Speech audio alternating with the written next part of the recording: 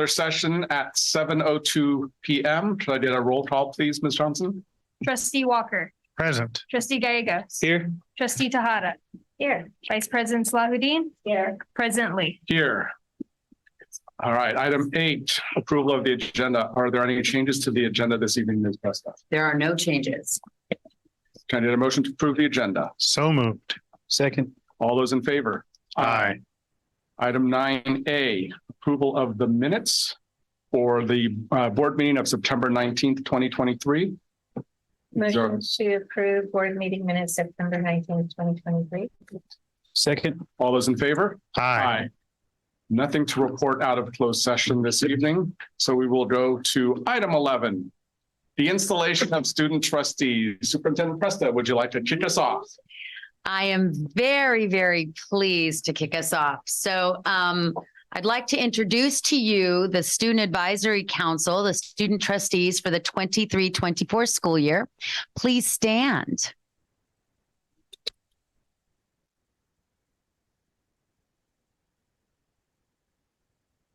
Perfect timing, Dante.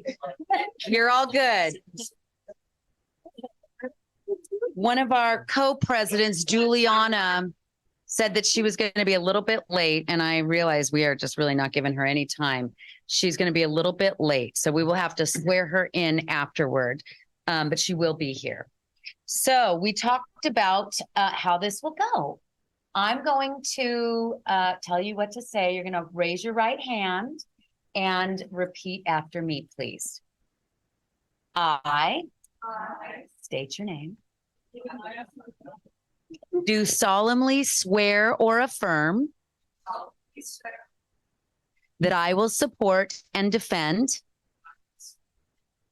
the Constitution of the United States and the Constitution of the State of California against all enemies, foreign and domestic. That I will bear true faith and allegiance to the Constitution of the United States and the Constitution of the State of California. That I will take this obligation freely without any mental reservation or purpose of evasion, and that I will well and faithfully discharge the duties upon which I am about to enter. Well done.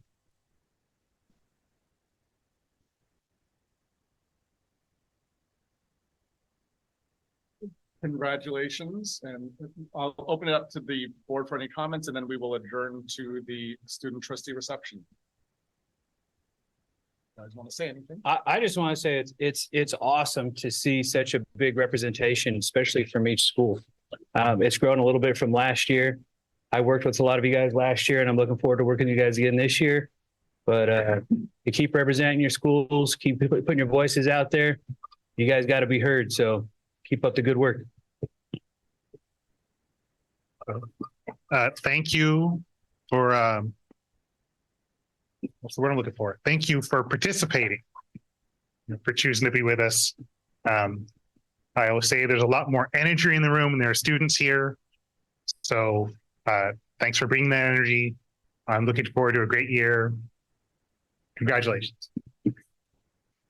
So I have the privilege of working with a student advisory council, and I'm so excited to have like Mr. Walker said, have so much energy in this room and for the future of, our district, because student voice is super important to us.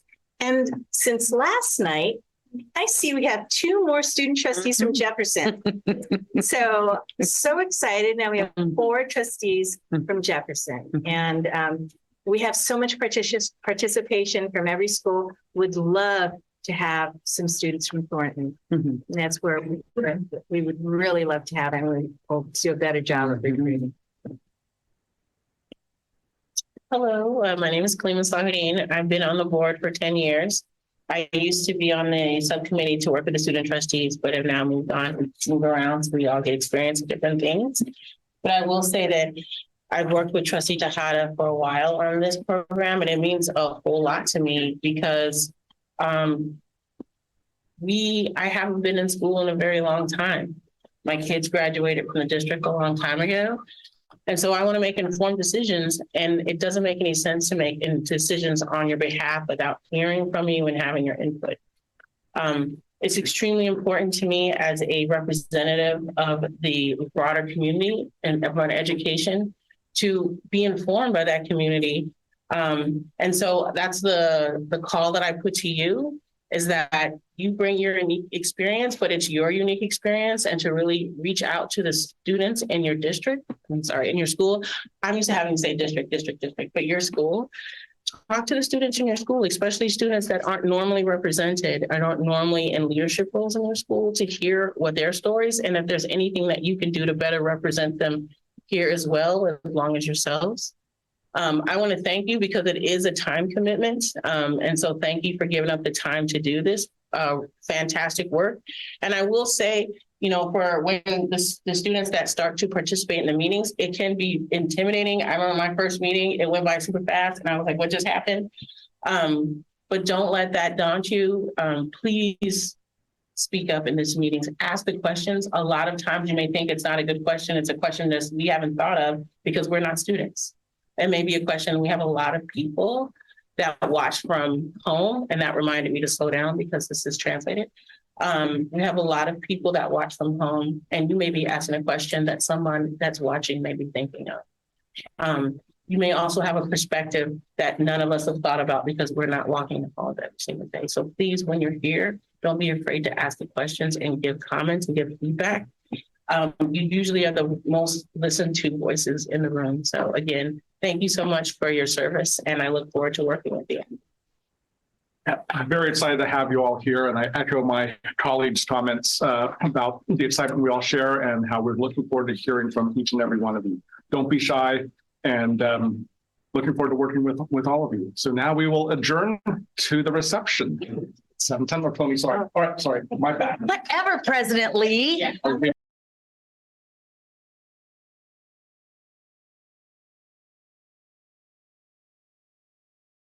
Working with you guys just in the last couple of months. And I just want to tell everybody, I'm very impressed with this group of students. They already have their goals set. They have their committee set for the year. And I feel quite certain that you are going to do a lot of good work. And I'm just very pleased that I get to spend every other Monday night with you. She's serious. So thank you. She says that when she's not around you. That's very true. Oh, I do say it when I'm not. I do. Yeah. I was like, wait a minute. Are you dissing me? No. I say you guys are my favorite part of the job. So really, really happy that you're here. Yes. Thank you. Dante, And I think we want to. how's that burrito? Oh, we should do a group. Let's do a group photo right here before we head out. So let's do this. Let's. Okay. All right. Do you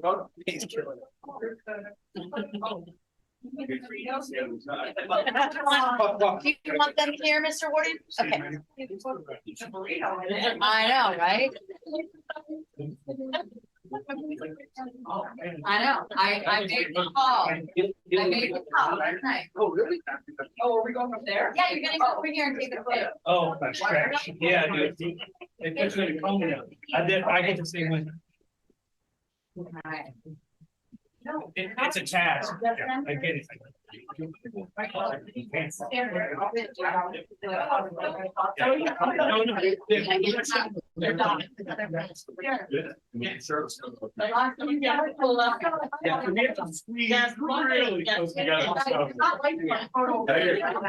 Yes. Again, think of it as Instagram. That's the way you guys get. Right. Okay. Can you see everybody? You're looking at me first. Someone going in Friday updates. Here we go. Ready? 1, 2, 3. All right. And then trustees, before you leave, we're going to take a group photo of you. Okay. Great. All right. Are you saying after the reception, you're gonna? I'm going to steal them all from the reception and take them. Okay. And then the student trustees who are going to stay for the meeting, then you can come back up. Okay. Let's go next door for the party.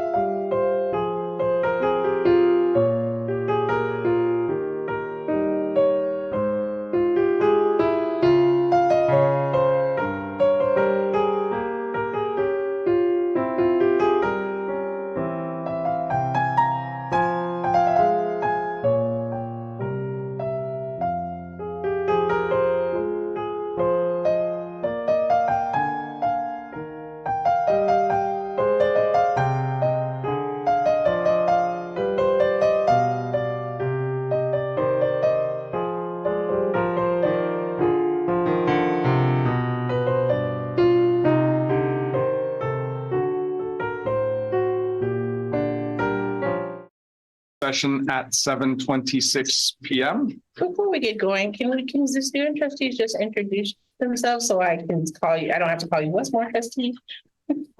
Hi, I am Charlotte. I'm a junior at Westmore. Okay. Hi, my name is Summer and I'm a junior at Terra Nova. Okay. Great, thank you. All right, so item 14A, recognitions and commendations, and we will do the October Student of the Month. Mr. Bashirs. I think we need music. We should. Student of the month. And dun, dun, dun, dun. You know that. President Lee, Board of Trustees, Executive Cabinet, Superintendent Presta. It is, as always, just a genuine pleasure. One of the evenings I look forward to the most in the fall is getting to present the Student of the Month for October. This year, we have Tony Marie Garland of the Jefferson Adult Transition Program. Congratulations to Tony Marie Garland, JUHSD Student of the Month for October. Tony Marie is a student at Jefferson Adult Transition Program. She joined ATP after completing high school at Westmore.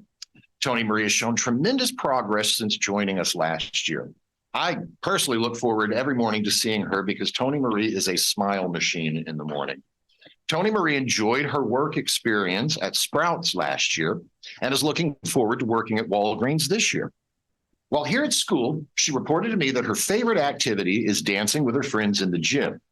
Her favorite activities when not at school are listening to music and, well, and I must have a typo here, and painting her nails purple. Tony Marie, could you hold up your hands for today?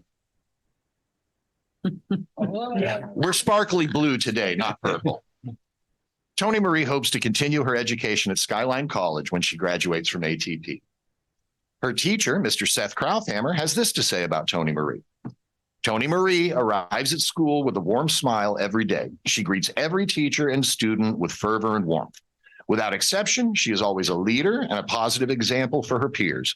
She faces her personal challenges head on with a positive attitude and always strives to meet and exceed her goals. She puts forth nothing less than her best effort and is an inspiration for others to do the same. In the 2 months that I have known Tony Marie, I've seen her make significant strides with her learning, language, and behavior. I look forward to seeing her continued growth and achievement throughout the year. I'm so very proud of Tony Marie for this award. She truly earned it. Transition specialist, Ms. Emily Hansen, joined Mr. Krauthammer in advocating for Tony Marie to receive this honor. She had this to say about Tony Marie. When Tony Marie joined ATP in the 22-23 school year, she was pretty shy and said very little, but one could tell she was watching and paying attention to everything. Tony Marie then started work-based learning at our local grocery store, Sprouts, which was a huge first step for her. Soon after, she started coming out of her shell. She began to verbally greet coworkers and showed great focus and attention to detail while facing merchandise on the shelves. By the end of the school year, she'd attended 25 of 26 work shifts. Her confidence was sky high, and she knew her way around the store. This year, Ms. Hansen reports, Tony Marie is even more engaged. She proactively greets others and is an enthusiastic participant in all activities. She wants to work at Walgreens this year and advance her skills in a new setting. She will also be attending a tour of Skyline College in November. I look so forward to watching Tony Marie achieve her goals, and I thank her for stepping into a leadership role at ATP. You were awesome, Tony Marie. I also want to thank her mother, Marites Garland, for sharing Tony Marie with us. And finally, Tony Marie, thank you for being such a positive force in this world. October Student of the Month, Tony Marie Garland.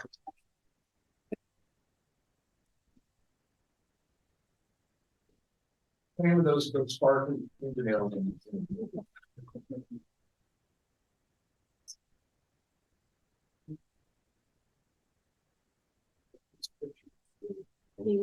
Yeah. And before we do that, any comments from the board, including student trustees, if you'd like to make any comments? Congratulations. Yeah, congratulations as well. And you know, she was a Ram too. Show Ram pride. Definitely. Thank you for coming tonight. Congratulations on your award. I think when we give this type of award, we want to say that we're really proud of what you have done, and we're expressing, so much hope for good things for your future as well. And it sounds like you're well on your way. Come back and see us. That's what I say all the time. In a few years, they're going to be looking to replace board members.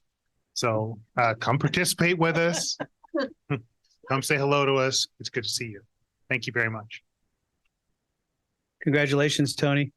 I know you've probably put a lot of hard work in to get up where you're at right there. So it's always nice to be, awarded for that and recognized. It's also cool to see, when people talk about your smile. So, if you could light up a room with your smile, that changes a lot of things. It also makes it one of those attributes that, a lot of people don't have. So keep smiling, keep working hard, and keep making, progress in your life and getting where you need to go. Congratulations. Tony Marie, I knew you back in middle school at Ben Franklin. And your mom and I, Mary Tess and I, were on the PTSA together. And you came to every meeting. And we always looked forward to you leading the Pledge of Allegiance very forcefully and enthusiastically. So when I saw that you were the Student of the Month, I was so happy.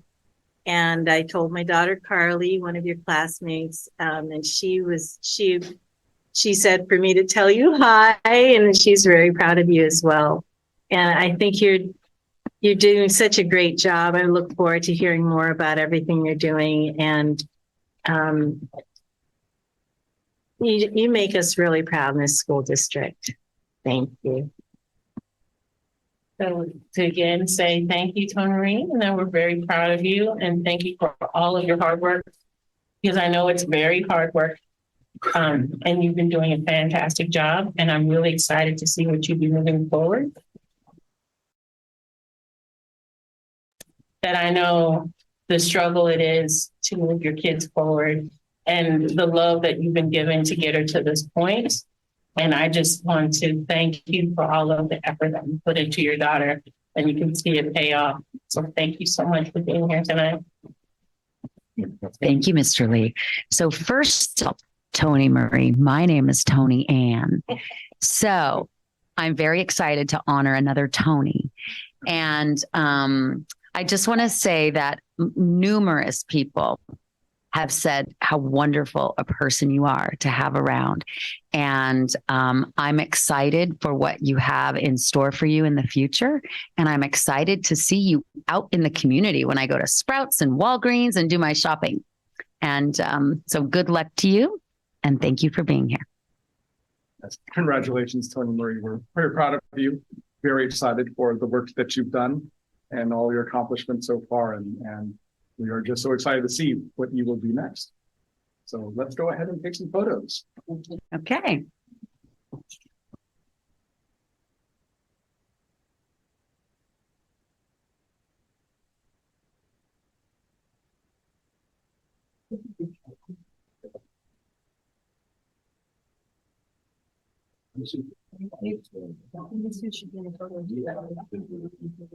You're official now.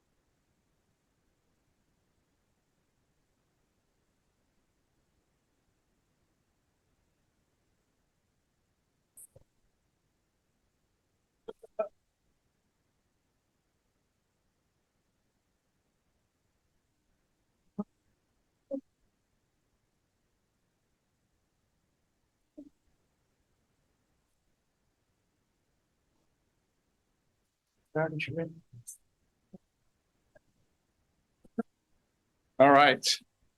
We will continue on with communications, item 15A, the board report. We will start at the far end of the table with trustee Simpson. Yes, so at Terra Nova, we are currently starting off October with planning a new rally for the end of the month, as well as our breast cancer awareness games are starting. Our breast cancer awareness football game will be on October 19th, and we're hoping to pair with a donation drive that we can donate some proceeds to. And we also have been working with our Student Action Club and leadership to plan a SPCA drive, as well as multiple different drives in the making, such as Dream Boxes, which is going to be for a low-income elementary school in Daly City that we're putting together. Trustee Singh. So in Westward, our fall dance is coming out next Friday. And then also because October is not really like a big month, we are doing a lot of we're celebrating for Filipino Heritage Month as well as LGBTQ History Month. There's also going to be National Coming Out Day celebrated next Wednesday in our school. And then there's also going to be a Hispanic Heritage Month this month and also a Halloween event at the end of the month. Great, thank you. Trustee Walker.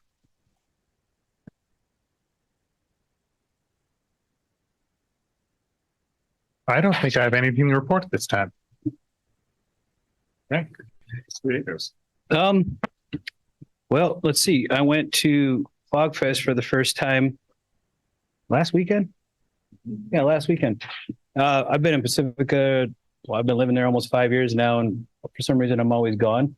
And I was actually supposed to be gone that weekend as well, but some things came up, so we were able to stick around and bumped into Andy and Superintendent Presta down there at the JUHSD tent setup. So that was cool. Got to hang out there for a little bit. It was a beautiful day in Pacifica. It was an awesome Fog Fest, and yeah, that's pretty much it. And not much else. So I attended the JUHSD High School Fair last week. And I met my nephew, his wife, and their son who is looking at our schools. So really happy about that. There's so much choice there. They can't narrow it down, I think. But and it was just good to see how well represented each school was. And then also I was at the Student Advisory Council meeting last night, really excited with this group, and they're very enthusiastic, as all of our councils are, but really excited for the work that we have ahead of us. I was also at both of those things at Fog Fest and at the high school fair. And so, just thank you to all the staff that volunteered, helped, support, set up, because I know both events were lots of work.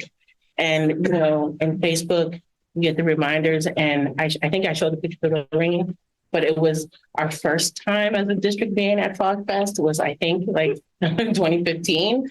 So that booth compared to how awesome the booth looked this year, it's just how far we've come. It was spectacular. So it was nice to see how many parents engaged with the administrators that were out there, saw that we were there and I have an 8th grader. So, that's exactly what we want to do. And I'm glad that we're finally, living out that purpose. The other thing I will say is that it has been a rough couple of weeks for our districts with a lot of things that have happened.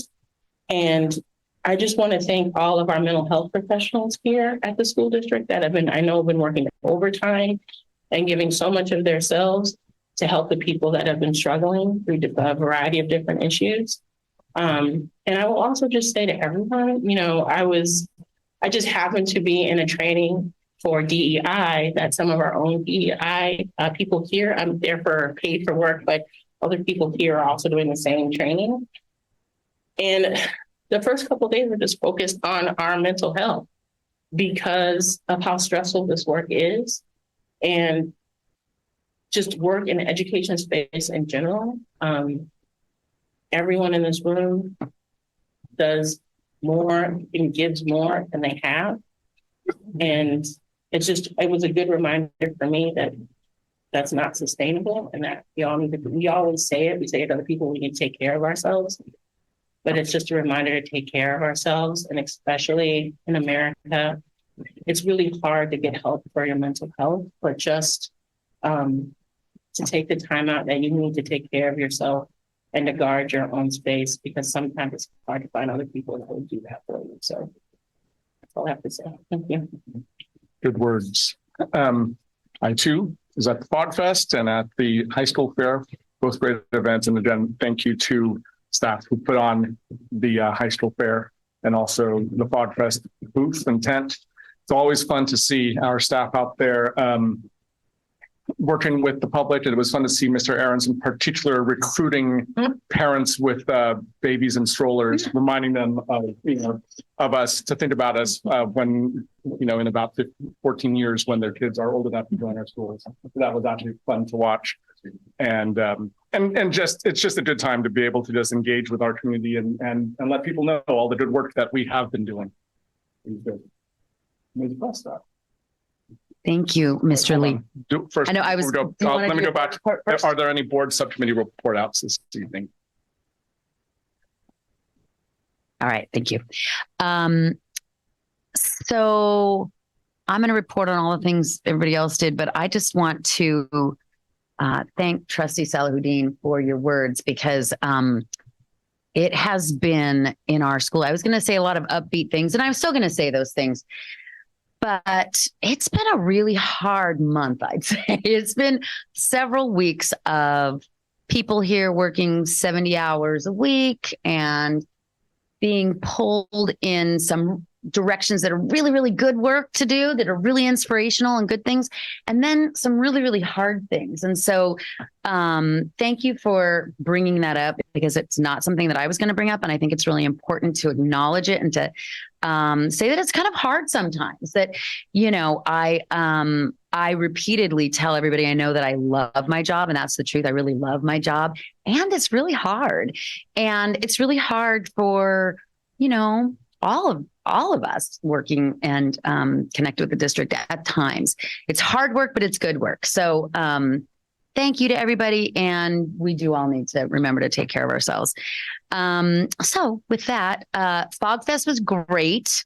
I agree. The booth each year just gets better and better, and I'm super proud of us. I'm really grateful to all of the staff and the trustees and the students who volunteered to be there. It's really evident that people are proud to be here. And so I'm grateful for them giving their time. Student advisory, I'm redundant. They're great. It's going to be such a good year. This weekend, Ms. Basuino and Mr. Warden are going to be at Brisbane Day in the Park. So that's another really great community event where they will be there representing our school district for the community on the other side of the freeway. And in a couple of weeks, there's the Bayshore Block Party. So we really are, out in our community to see the families that we serve. And so I thank everybody in advance. And I also want to mention that there's a community dialogue about the impact of racism coming up on the 5th, on Thursday night. And Trustee Rosie Tejada is going to be one of the panelists. So I'm not able to be there. I'm really bummed, but I hope that you are. We've been publicizing it in the community, and I think it's going to be a really good night. So I want to give you a plug for that. Thanks. Okay, AFT President Monica Casey with the local 1481 report. Thank you. Good evening. I just have a quick report. One is more connected to California. So I'm a part of the Pre-K-12 Education Issues Committee for CFT. And we just met this weekend in San Jose. There's several committees, but that is the committee I am on. And our three work items are going to be staff shortage crisis. So that's number one. Employee safety concerns and potential solutions. And And the last one is not such a big issue here, but standardized testing. Not having so much standardized testing. So those are the three items. There are many other committees, such as, racial inequality and higher ed, special education. So this is some work that CFT is doing.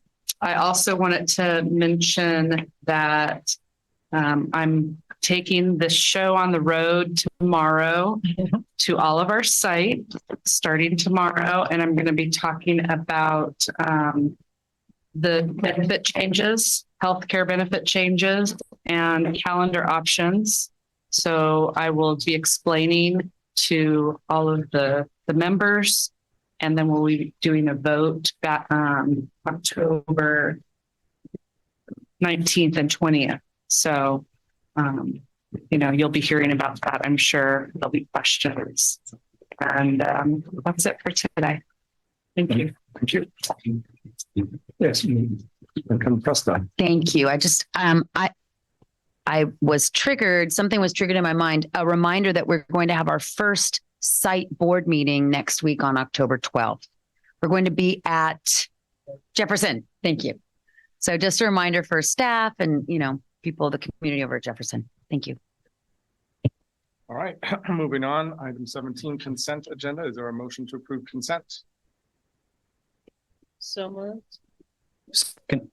All those in favor? Aye. All right. And Trustee Tahada, is there any public comment this evening? No. Okay, great. So we'll move on to item 19A1, board policy update BP 3515, campus security. Associate Superintendent Baswino. Good evening. So thank you. I just wanted to go over the updated board policy 3515 campus security. Oops, there we go. And just give you some information about the first read, and it was in your weekly recap as well. I'm going to review the law and review our school response protocol.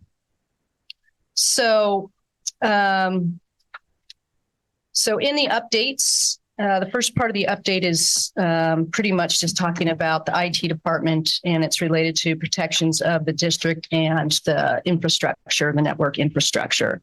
And the second part is what we'll really be talking about today, which is an update to Senate Bill 906.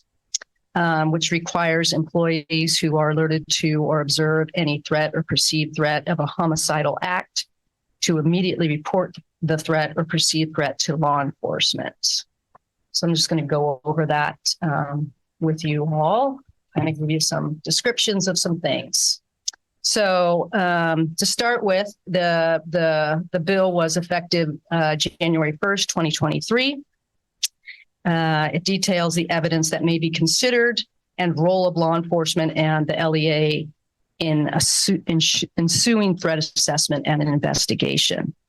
It also, the school officials must report to include any documents or other evidence associated with the perceived threat or the perceived threat.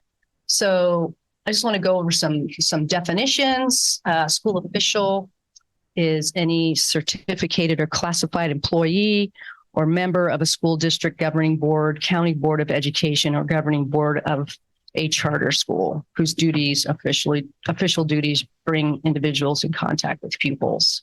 And in the definition of law enforcement is a peace officer, employed or contracted by the school, a police or security department of a local education, or local law enforcement. And then mostly I want to go over reasonable suspicion, right? So reasonable suspicion means someone has articulable facts about a situation that together with rational inferences from those facts would warrant objective suspicion. So for example, that the objective observer would agree that the activity threat is suspicious. So what does that lead us to? So then what is a homicidal threat or perceived threat? So this could be something that's in writing. Could be something on social media. It could be a picture or depiction that would see somebody with a firearm or ammunition or shooting or targets, and it's associated with infliction of a physical harm or destruction or death. And then warnings, right? Sometimes you get warnings from parents or other pupils, and then, or other individuals. And then how do we move forward with that information? The next is law enforcement's responsibility, and they have the brunt of this responsibility. So when law enforcement is notified, they must follow through with all this investigation. They need to review the Department of Justice firearm registry. They need to search the school site and search for justified to see reasonable suspicion. They need to keep records of any reports. And so we would be working in conjunction with them. These are things that they must do. And the next is, what is the school's responsibility? So this is kind of like mandated reporting, right? So what we're looking at is that it's very similar to reporting child abuse, right? If we have reasonable suspicion for child abuse, we report it. We don't do the investigating. We give it to somebody else to do the investigating. So this is very similar to that. If we understand or perceive that there's a threat, we give that information to law enforcement, and we help support law enforcement to do their investigation, because obviously you want everyone to be safe.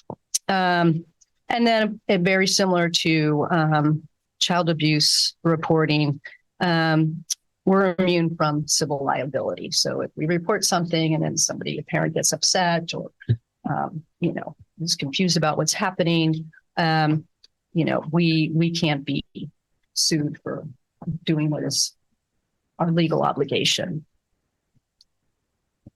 So then we get down to the school response protocol. So even though this law is new, our school response protocols have been responding this way for years. We are very fortunate that we are in a county, San Mateo County Office of Ed, that is been forward thinking on these types of events. And so we have their threat assessment, and then we also have our solution matrix. So in 2013, San Mateo County Office of Ed established the Coalition for Safe Schools and Communities, a steering committee. Since then, they have developed the Big 5 emergency protocols, suicide prevention toolkit, child sexual abuse protocol, sexually exploited children and human trafficking protocol, the naloxone toolkit, and the threat assessment, which I'm going to outline here for you. The threat assessment is what our district and our county has been using, our schools, for when we feel that there is a threat to a student or a staff member, or even the community or the school itself. And so when those threats occur, we do the same thing that protocol was telling us before, which is we think about it, we look at the information, we determine, we take a reasonable suspicion. We think, okay, is this just a reaction? Is this a student with mental health issues? We think of all these things. We decide whether or not we need to continue with the threat assessment, or if we need to go in a different direction. And inside the threat assessment, it is very clear. They ask you all these questions. You have to go through every little step. And so our sites do that. And so as you can see here, you fill out the form, you fill out the level. If during that filling it out, it says, hey, you can do these things, think of this, it's not considered law enforcement would be involved from the very beginning if we thought it was a perceived actual threat. And we want their support because we do want families to be contacted, and we want law enforcement to go to the house and make sure there's no weapons. We want to make sure that things are being properly investigated and that people are getting the correct support that they need. So that's the threat assessment protocol, which we have been following, like I said, for many, many years. And all our staff are trained, all of our administrators are trained on that. And then our solution matrix, which I have linked here, also asks these questions within the solution matrix and reminds people when this violation occurs, you must follow the threat assessment protocol. If this violation occurs, follow the threat assessment protocol, and it lays it all out within the solution matrix. So I am just bringing this to you all so that you understand that that's some changes in that in SB 3515, and it's your first read. So I'm going to open it up to any questions you may have. Anybody got any questions or comments, including student trustees?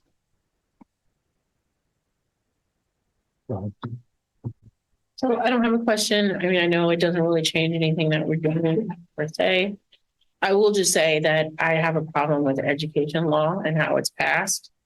I feel like they passed too many laws. And the problem that they're trying to solve would be solved if the United States just passed sensible gun legislation. So that's all I have to say.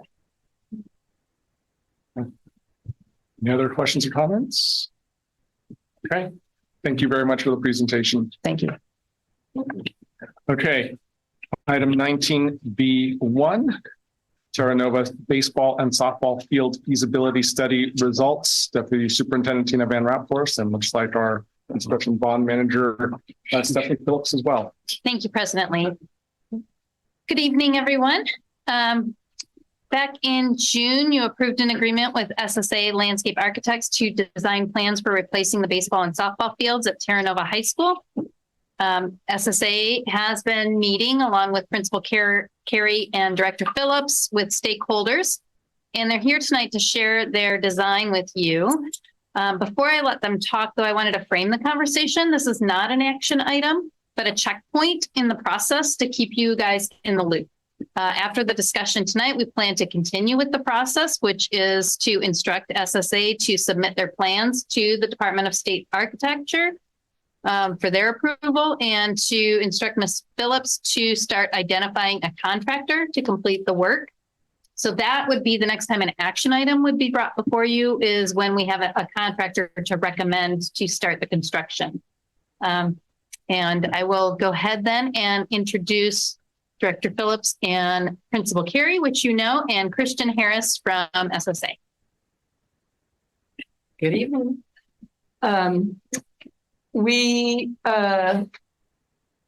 We're excited about this. I mean, we've met with a variety of stakeholders and have vetted out two possible plans, but this is probably going to be the one. All of them include a field that has 3 fields on it. We're going to take the softball field that used to be located down below and bring it up to the same level as the baseball field. And then also keep Cooper Field, which is the field that the gentleman that came in and spoke to you about a couple of months ago, also on the same level. With that, we're going to add some amenities that they actually didn't even have down below. Where's the pointer? So currently, this is the building. There's Megan's office right here. Miss Carey's. And the parking lot. So this is the baseball field. This is going to be in the same position as it is now. We're going to add ADA accessibility that will start with a ramp this way and come around along the backside. The football field's up here. With that, there'll be a concession stand and family style bathrooms, which are gender neutral here. Let's see. I'm having a hard time seeing. The bullpen. And then bleachers, a press box, I believe more bleachers, and then a batting cage down here and over here, so that both baseball and softball have a batting cage. We're proposing to have the softball field here, and then Cooper Field, which is, I believe, currently here, moves down to this lower area. In addition, we're talking about striping it for soccer, and also including lights, so that we can continue to use the field past 5 o'clock during daylight savings time, which I guess is for the soccer program has been a problem. So you want to speak to? I think I would largely echo what Stephanie said. So what you see here is very similar to the initial plan that we brought forward. However, after meeting with various stakeholder groups, we've refined it and started really showing how big is big. We want to make sure that all our pathways do meet the ADA accessibility guidelines. We want to make sure we have equal amenities for both softball and for baseball, which we think that we have largely done there. We have included various other amenities that we didn't necessarily see in the first iteration. And some of those would be additional storage to make sure that there's enough storage for the use. We are also going to look for other opportunities to put storage on the opposite side of the field, so there's not such a long wait to travel. We've considered down the details of stormwater management, how we're going to handle that to make sure that we're being responsible stewards as we design this particular facility.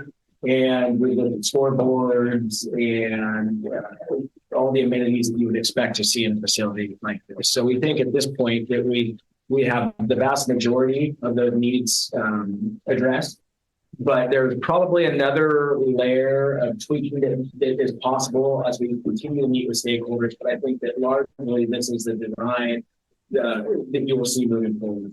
So as we get into the next stages after conceptual design, we move into design development, and that's where some of those small tweaks would happen as we get some of our other consultants on board to develop the construction document set.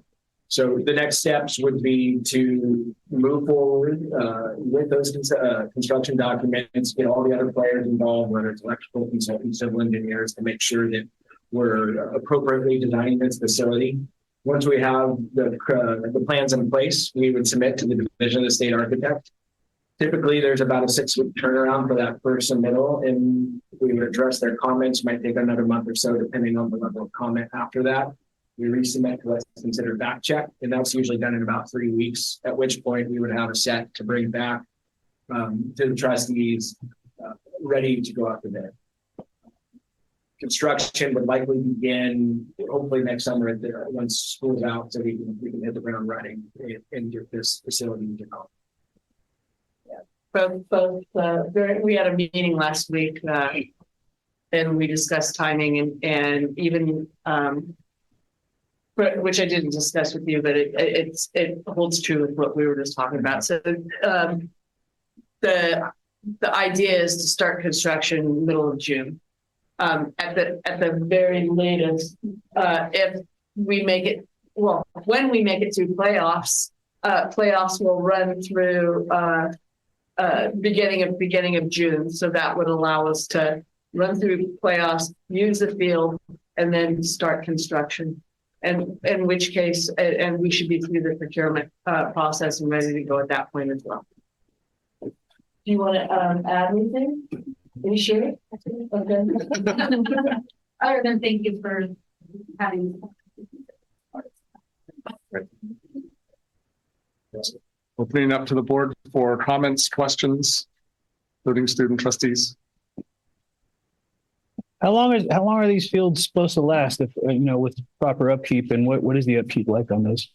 So like every facility, there's maintenance involved. Mhm. Now you're trading maintenance in terms of irrigating and mowing and fertilizing, but there is routine grooming that happens on these fields. And there's infill material that needs to get resituated to make sure it's evenly distributed.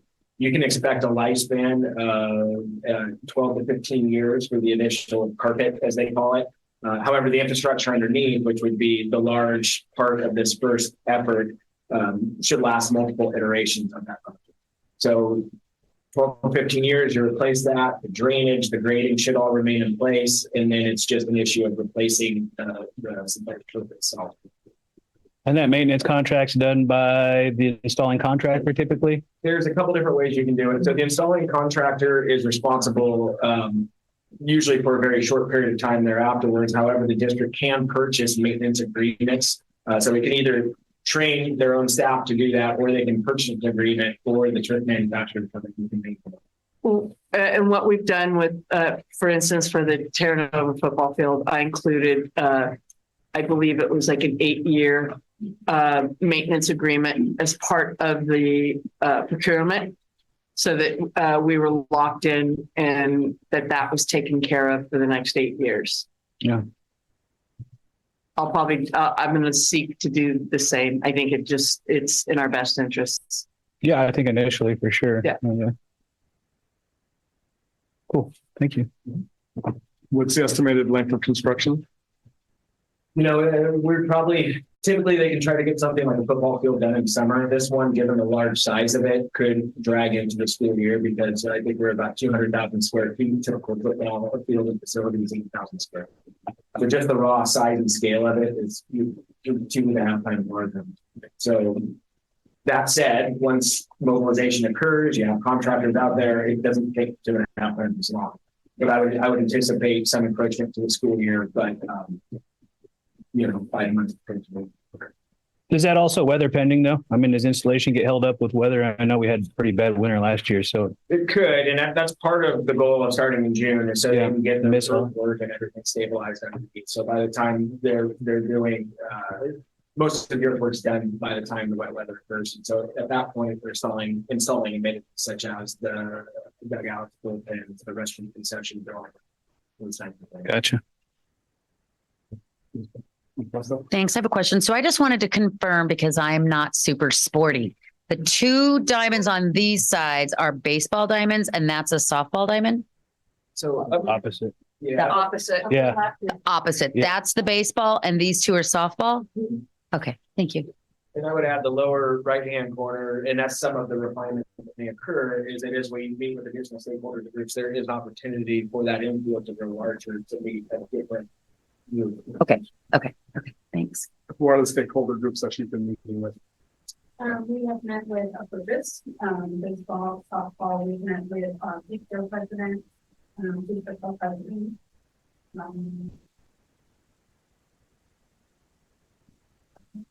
Athletic director, and the band director who uses that field. The immediate neighbors were contacted and invited to come to our. We had a meeting at Terra Nova 2 weeks ago. A week ago, last week actually.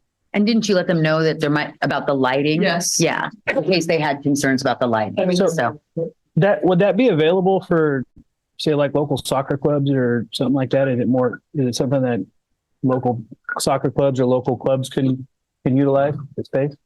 Yes. Yes. Yeah. Yes. I mean, it's, just like at Oceana, we have MOUs. Yeah. Yes. Okay. That's what I was going to add, is that while not directly in the stakeholder meetings that you held, Director Phillips has also talked to some of the youth organizations in town, including some of the soccer organizations. Yes, and they're very excited. Yeah. Fields are at a premium for sure. Any other comments or questions? Any other thoughts? I have a question about usage. Somebody mentioned that meeting in rotation. It's Kumar. We asked about Little League fields, and I think the biggest concern was that they have different Size. Size needs. Have we addressed that? Yes, so that's a pony league. And which is kind of a junior league in between High school or middle. yeah. And so the field would be, which is what they're using it now called Cooper, is would be down in the corner on the bottom there. And it meets his requirements. That would be the pony league. That would be the pony league. And I also have a question about, so you have a sample of soccer striping here. Is that exactly what you're going to use? Do you have ideas for different uses? Different layout. This is proposed pretty much as we're expecting it to move forward. Yeah. Prefer to keep the soccer field, the way it is, so it's not the infield, if that's. Okay. It's an 11 on 11 field. Yeah. And I would add that we did look at multiple options with soccer fields, trying to get that sized correctly. So that does mean we could do two smaller fields that would fit. However, this does meet what's what I'm looking for, but this is the size you need. Yeah. So. So how many RFPs would you going out for? Is there someone who's going to handle like the general issue and then someone else who handles like the design and the search? Well, typically, I've had one contractor do everything. The football fields, when I did the Terra Nova and Jeff, we used a procurement process that's like a piggyback contract. So it's an agreed to amount that these companies have basically negotiated with the state. And it allows us to kind of streamline the bidding process because it is a negotiated amount.